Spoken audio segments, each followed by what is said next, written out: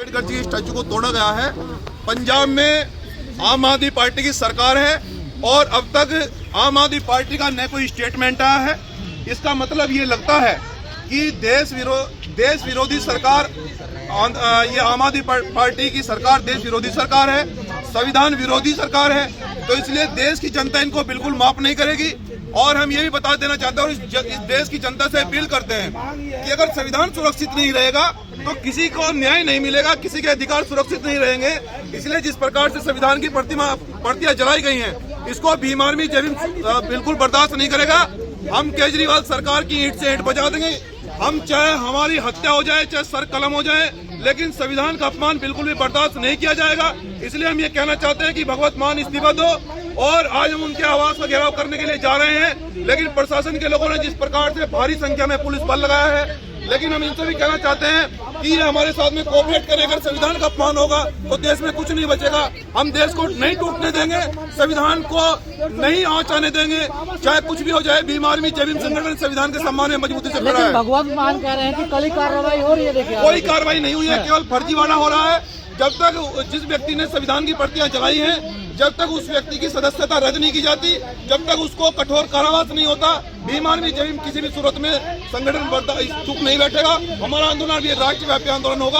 आज हम मुख्यमंत्री जी का आवास का घेराव करने के लिए जा रहे हैं और ये हमारा संवैधानिक अधिकार है। हम संविधान को आँच नहीं आने देंगे। भगवंत मान तो खुद फोटो लगाते हैं बाबा साहब, तो वो ऐसा क्यों करवाएंगे? केजरीवाल अपने आप को बाबा साहब का भक्त बताते हैं। केजरीवाल जी बाबा साहब और संविधान की बात करके देश की जनता को ठगना चाहते हैं। और जिस प्रकार से अमृतसर में जो घटना हुई है, देश जान चुका है और देश की जनता केजरीवाल जी को और उनकी पार्टी को माफ नहीं करेगी। इसलिए अब देश की जनता रोड पर निकलेगी। संविधान को बिल्कुल भी आँच नहीं आने दी जाएगी। देश को नहीं टूटने दिया जाएगा, चाहे कुछ भी हो जाए। और हम इसका पूर्ण तरह से विरोध करने के लिए केजरीवाल जी का दिखावा है झूठा। ये केवल केजरीवाल जी झूठे हैं, फरे भी हैं। केवल वो सब झूठे बातें कर रहे हैं और जनता को ठगना चाहते हैं। इसको जनता बर्दाश्त नहीं करेगी। मंजीत जी अलीगढ़ में भी देखिए परसों घटना हुई है। हाँ, वही कह रहे हैं। हाँ, देखिए बाबा साहब डॉक्टर अम्बेडकर जी की स्टैचू जिस प्रकार से तोड़ी जा रही है, तो मुझे लगता है कि कुछ तानाशाही लोग और संविधान को नुकसान पहुंचाना चाहते हैं। तो देश की जनता ऐसा बिल्कुल नहीं होने देगी।